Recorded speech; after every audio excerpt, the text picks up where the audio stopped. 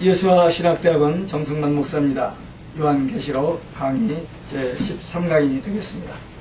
할렐루야. 아멘. 오직 예수. 오직 예수. 마라나타. 마라나타.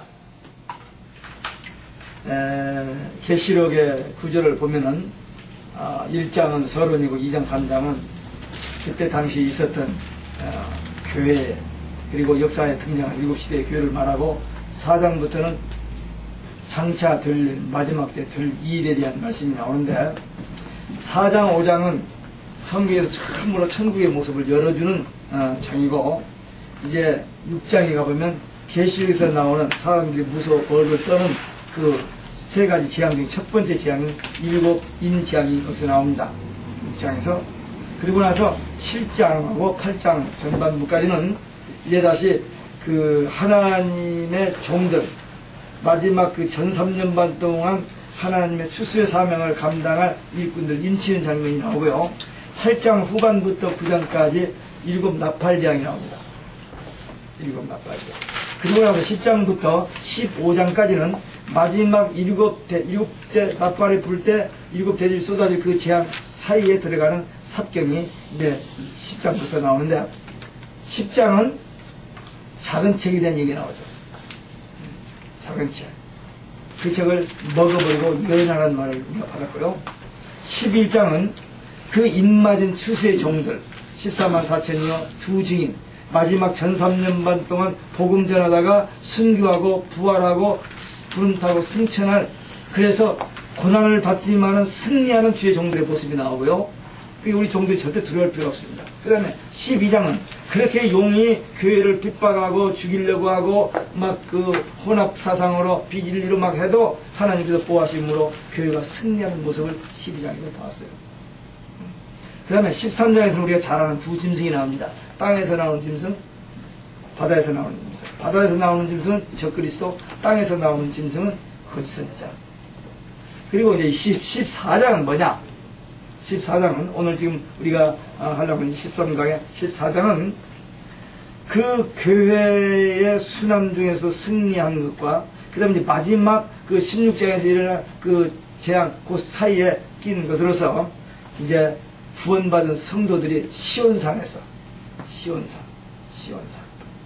그게 교회의 모습입니다. 항상 시온산은 성전을 생각합니다. 예루살렘 성전을. 나중에는 포로시대 이후는 예루살렘의 시온을 넣게 됐어요. 그래서 오늘날도 계속 우리는 신앙, 산신앙해야 됩니다. 올라가는 신앙해야 돼요.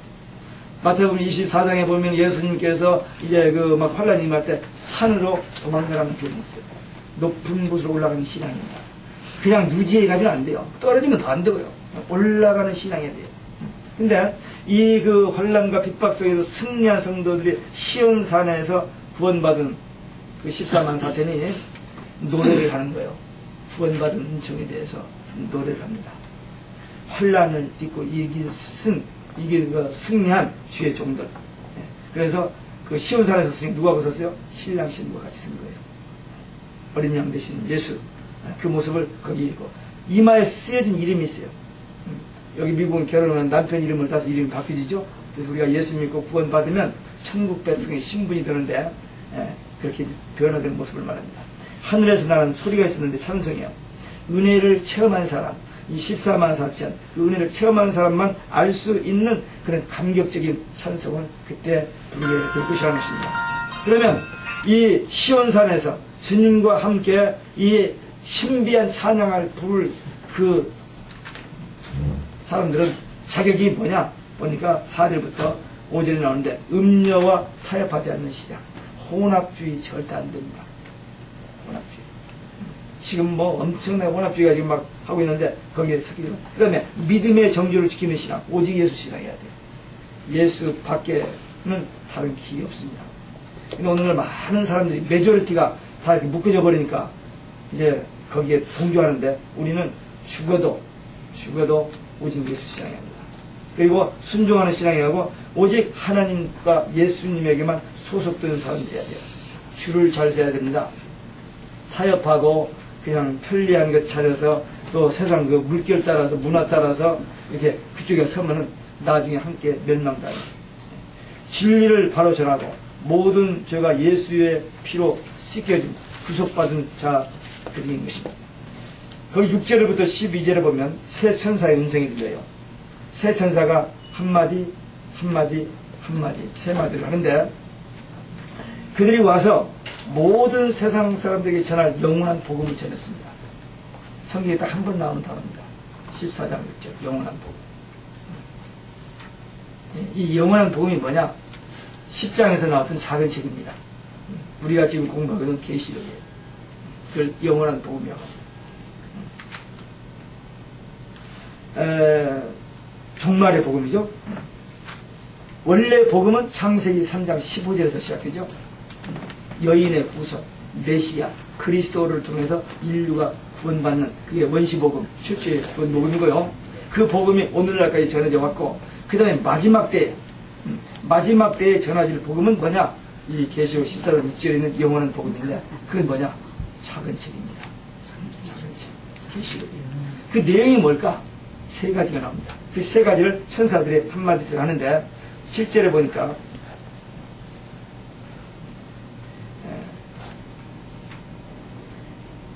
하나님을 두려워하고, 두려운다는 말은 무서운다는 것보다 경배하는 것을 말합니다. 경배하고 영광을 돌리라. 그 이유가 뭐냐면 심판의 때, 심판의 시간이 이르렀다. 하나님의 심판 역사의 종말, 예수의 재림의 때가 임박했다. 그것이 영원한 복음의 내용 책자입니다. 여기서 때를 호라라는 말을 쓰는데, 이 호라는 하나님의 시간입니다. 창조의 시간, 그리고 예수님의 십자가의 구속의 시간, 종말의 주의 재림의 심판, 재림의 심판, 이 시간을 타임을 쓸 때 호라라는 그 언어를 쓰고 있습니다. 예, 우리가 보통 말하는 타임, 시간, 흐르는 그게 아니고 하나님의 특별한 그 시간입니다. 그것이 첫 번째 영원한 복음이 되요. 하나님의 때, 심판의 때, 재림의 때가 가까웠다. 라고 지금 14장에서 얘기하고 있습니다. 이제 무슨 장 하나 남았다 했어요? 16장에 마지막 일곱 번째 납발과 더불어 일곱 대지에 한번에 쏟아지면 끝나버리는 그 장 앞에서 이제 하나님의 심판의 때가 가까웠다라고 외치는 이 복음, 이 작은 책, 이것이 영원한 복음의 첫째 내용. 두 번째는 8절입니다. 바벨론의 멸망을 말하고 있습니다. 이 바벨론 멸망은 나중에 17장, 18장에 상론이 됩니다. 여기서는 그 예고인데, 지금 여기서부터요, 14장 이 8절부터 앞으로 주의 깊게 보면은 이 큰 성 바벨론이라는 말이 몇 번 반복해서 나옵니다. 큰 성이란 말도 나오고, 바벨론이란 말도 나오고, 음녀란 말도 나오고, 그 다음에 음녀의 엄이란 말도 나오고, 이런 말들로 나와요. 그게 배도한 교회, 타락한 교회인데, 그게 이제 큰 성 바벨론이라는 거예요. 그게 뭘까? 아마 이미 언급됐었겠습니다만, 앞으로 또 나오겠습니다만, 이것은 하나님을 배반하는 자들, 성도들과 반대되는 자들, 타락한 교회의 대집단을 말합니다. 대단한 정치 세력과 종교의 탈을 쓴 바티칸을 말합니다. 이게 큰 성 바벨론입니다.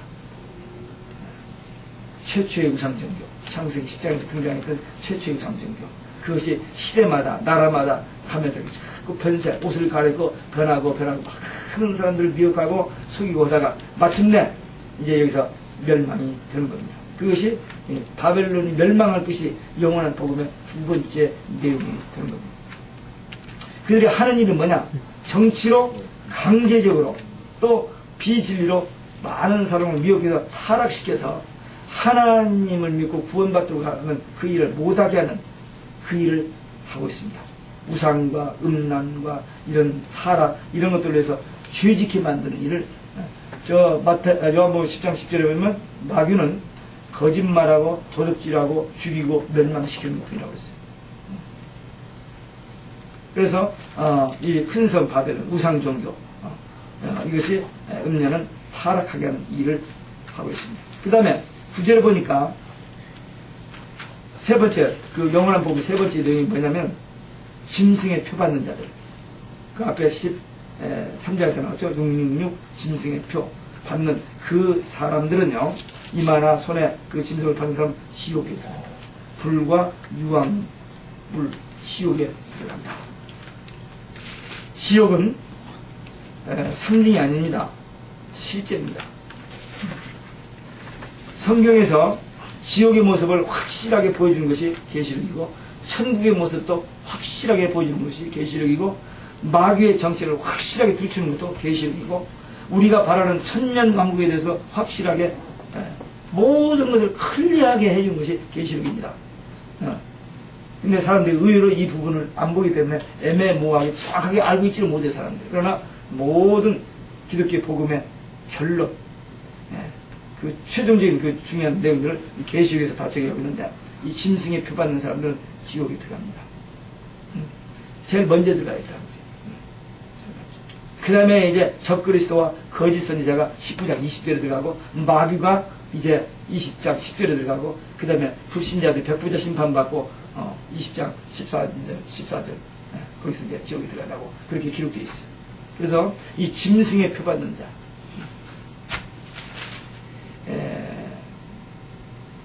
모든 인간은 죄로 인하여 멸망받고 지옥 가게 됐었죠. 근데 예수를 믿음으로 그리스도의 피로 구속받아 하나님의 자녀로 중생하여 천국 가게 된다.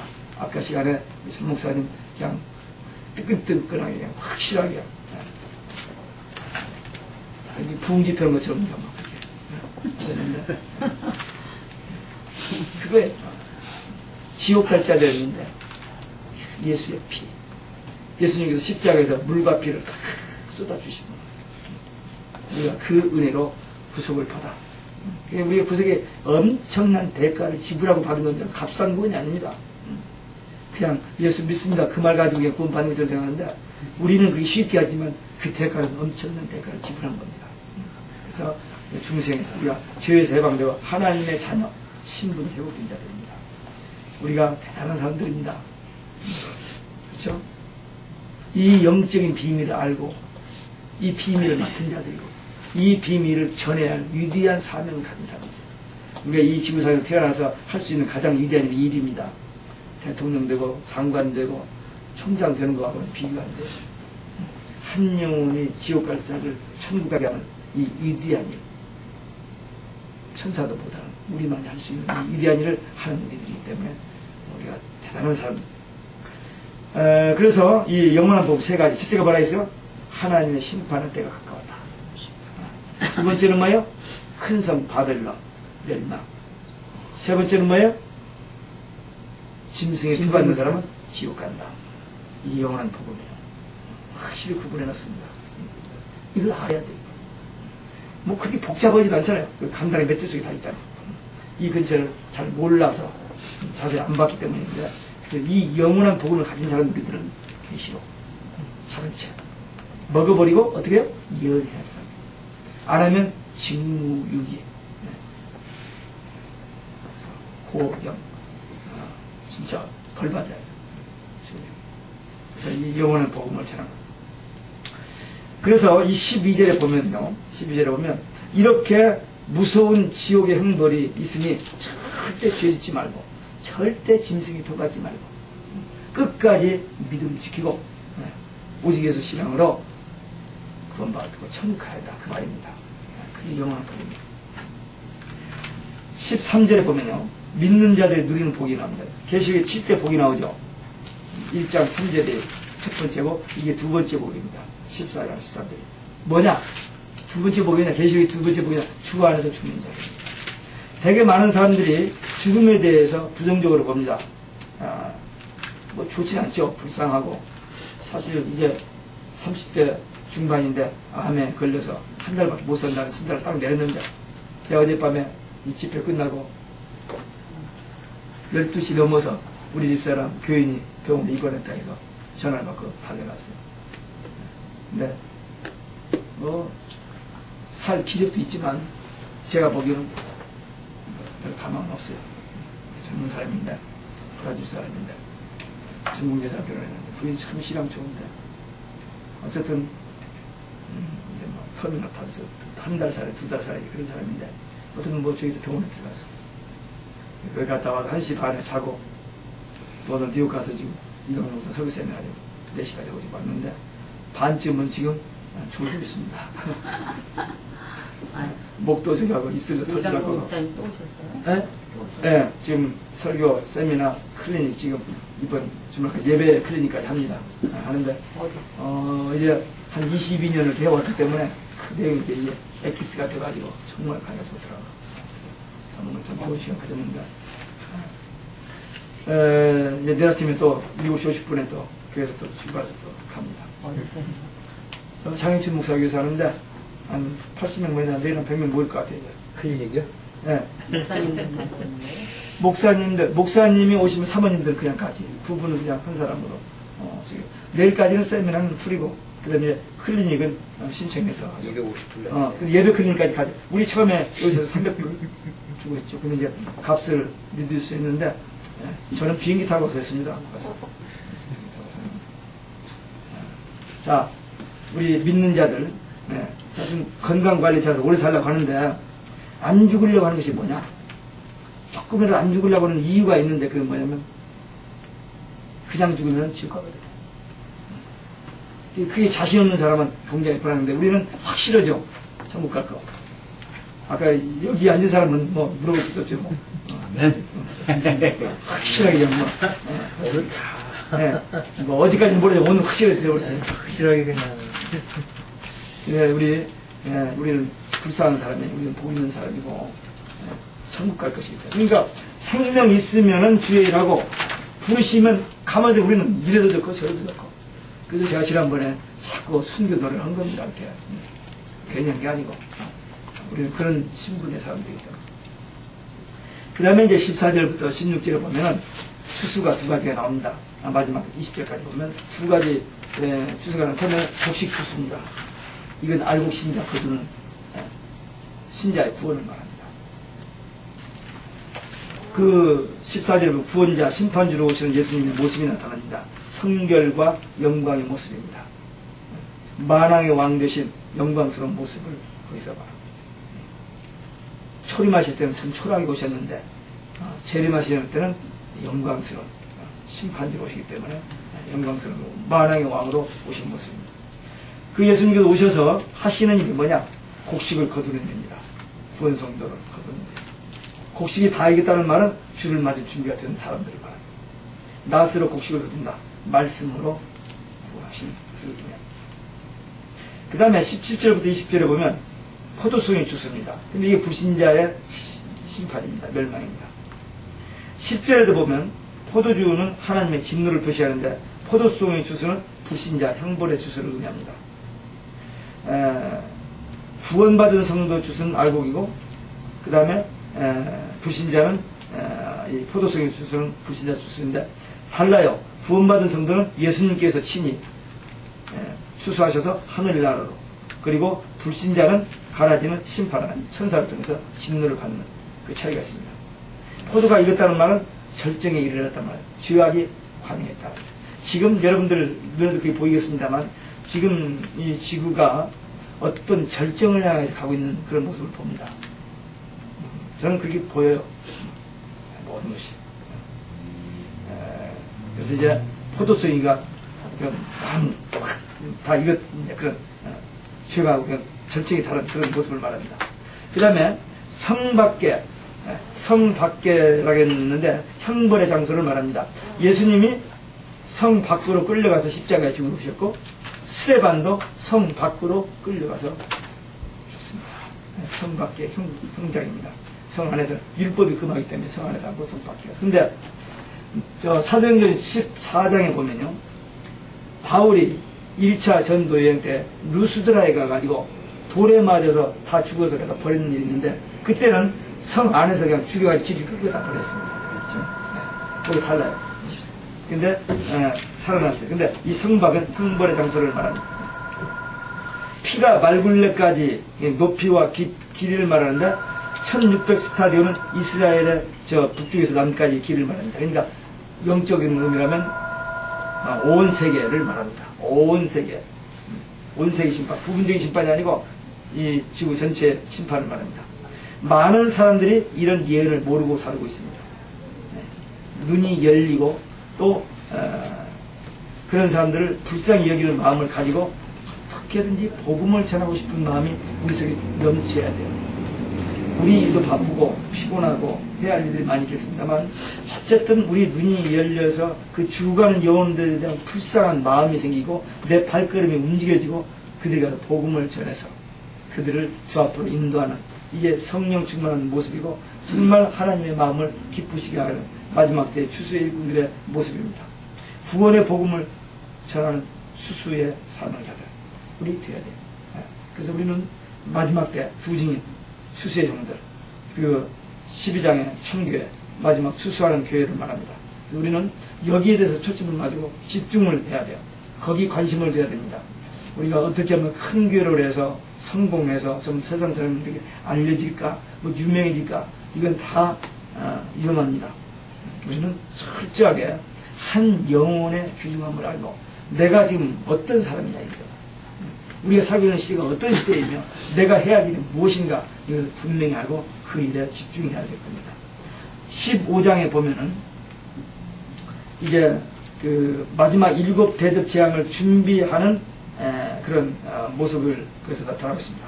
하늘에 크고 이상한 다른 이적이 보였다. 12장에는 무슨 이적이 보였냐면 해입은 여자 이적을 보였고 12장 3절에는 큰 붉은 용 적그리스도의 이적을 보였고 15장 1절에는 하나님의 진노의 마지막이 되는 7 재앙을 가진 천사들의 이적을 보인 겁니다.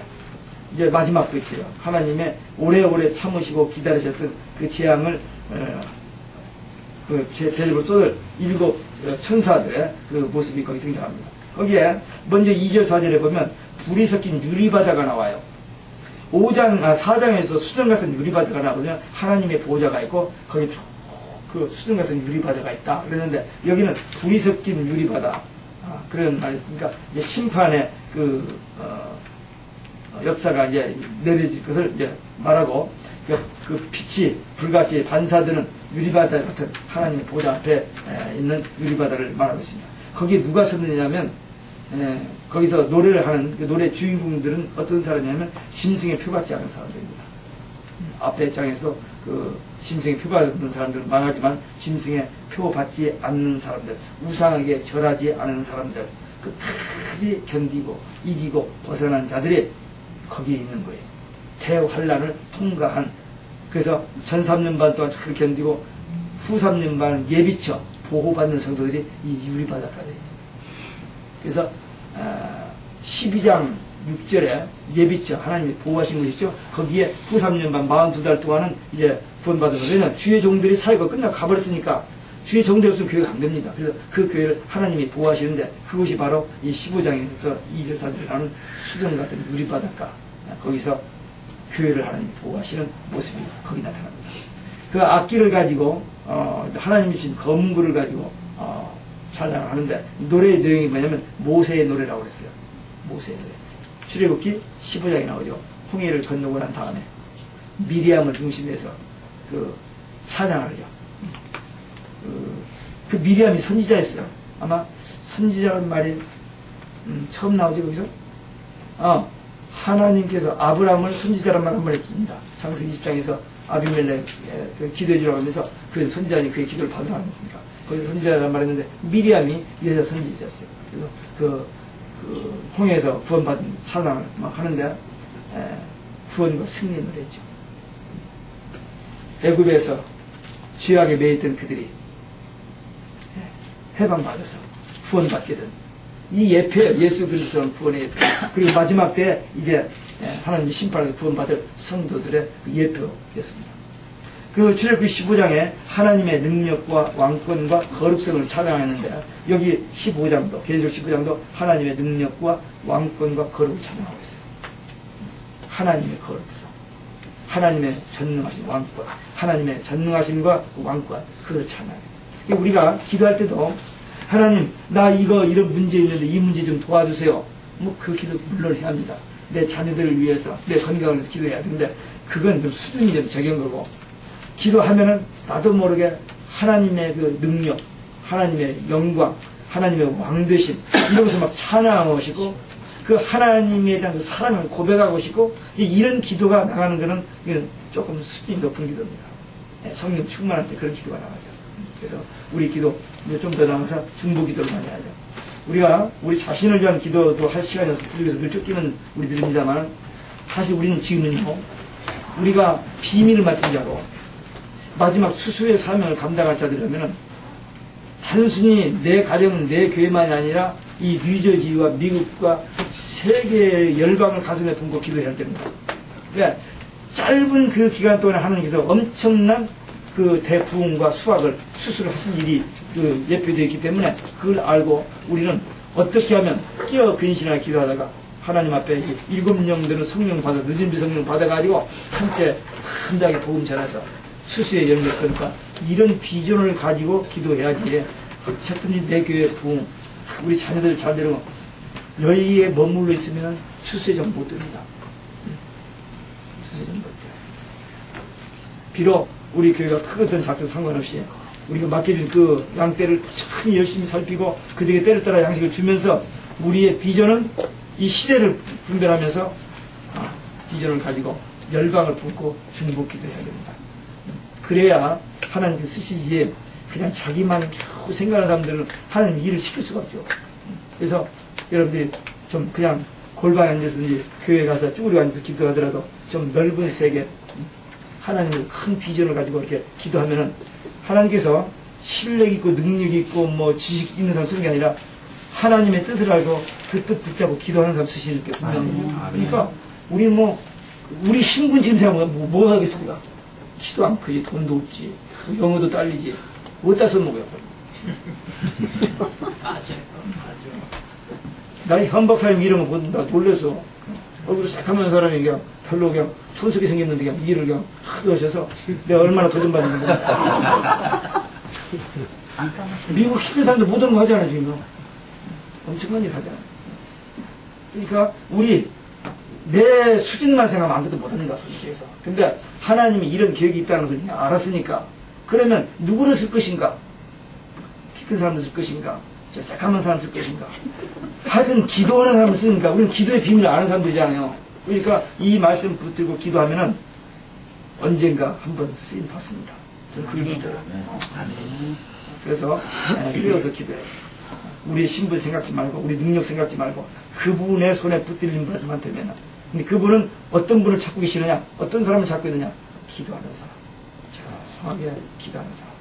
그래서 하나님을 이렇게 찬양하고 기도하고 그 손에 한번 붙들린 바 쓰임받기를 소원하고 주님의 재림을 기다리는 이런 사람들을 들어서 쓰신다. 그래서 저 요즘 그 우리 부흥이라는 얘기를 좀 어제 저희가 우리 사모님 들었습니다. 부흥이라는 얘기를 할 때 그 부흥운동이 막 사람 많이 모시한 게 아닙니다. 하는 기도에서 회개하는 그 자리에서부터 그 불이 붙어가지고 생각지 않는 곳에 막 불이 번지고 가지고 그 부흥이 일어났고 지금 이 시대도 그때가 다시 올 것 같아요. 그래 교회가 이제 잠잠한처럼 점점 식어가는데 분명히 성령은 얘기했잖아요. 늦은 비 성령 7영들은 성령을 통해서 종들이 일어나서 짧은 시간에 큰 대지하는데 그들 통해서 구원받은 수가 신원 입은 무리가 셀 수 없이 많다는 거예요.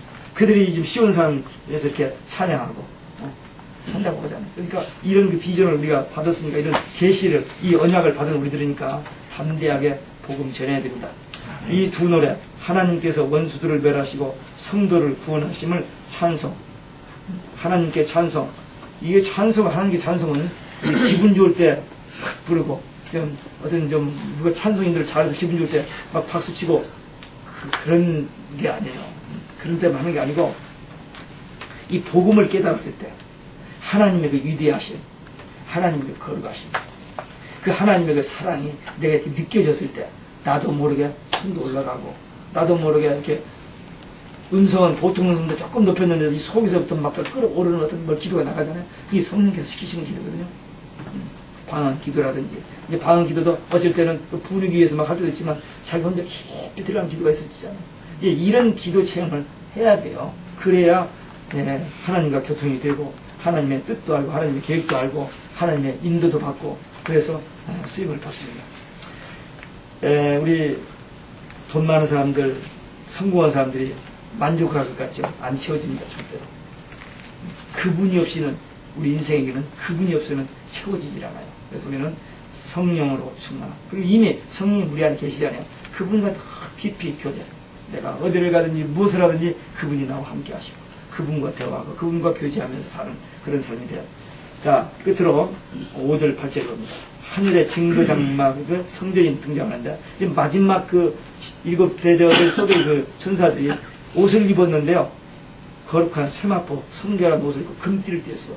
아니 이게 뭐 재앙을 갖다 쏟는 거죠. 심부름을 사는데 뭐 요렇게 요란스럽게 했냐. 네.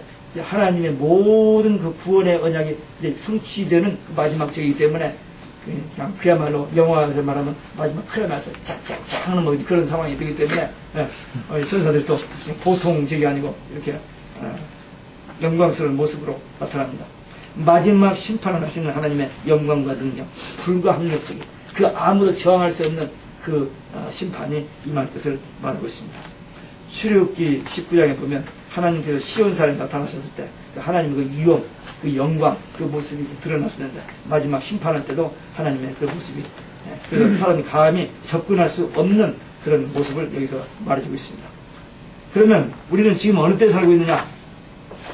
누가 뭐래도 주님이 문 밖에 곧 가까이 이른 때 살고 있습니다.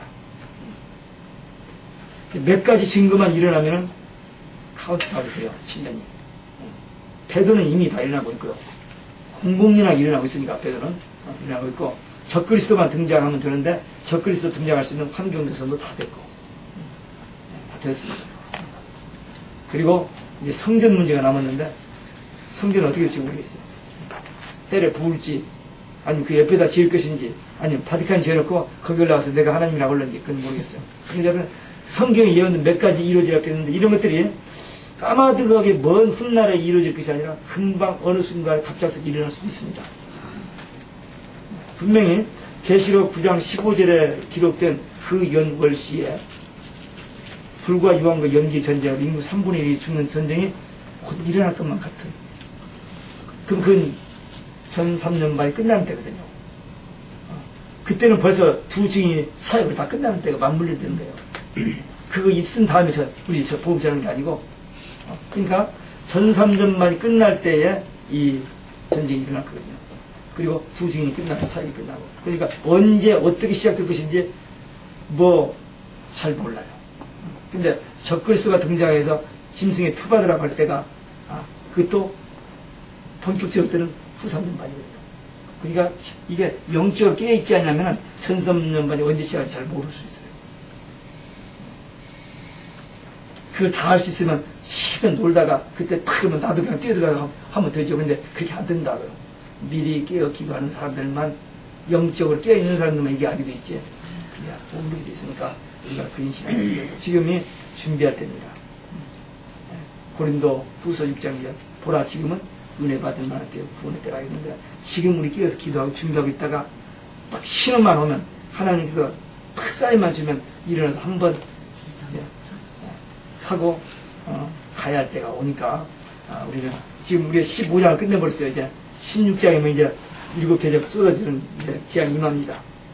그 다음에 이제 뒤에 정리되는 것들이니까 우리가 지금 당장 이게 내일이 온다는 것은 아니지만 이런 그 하나님의 청사진을 하나님의 마지막 세상 마무리 어떻게 짓는 것을 딱 알고 있는 비밀을 우리 맡은 자들 깨달은 우리들이기 때문에 깨어 근신하여서 기도하다가 이 일에 함께 쓰임받는 동역자들 함께 쓰임받는 동역자들 되시기를 주 예수 그리스도의 이름으로 축원합니다. 아멘.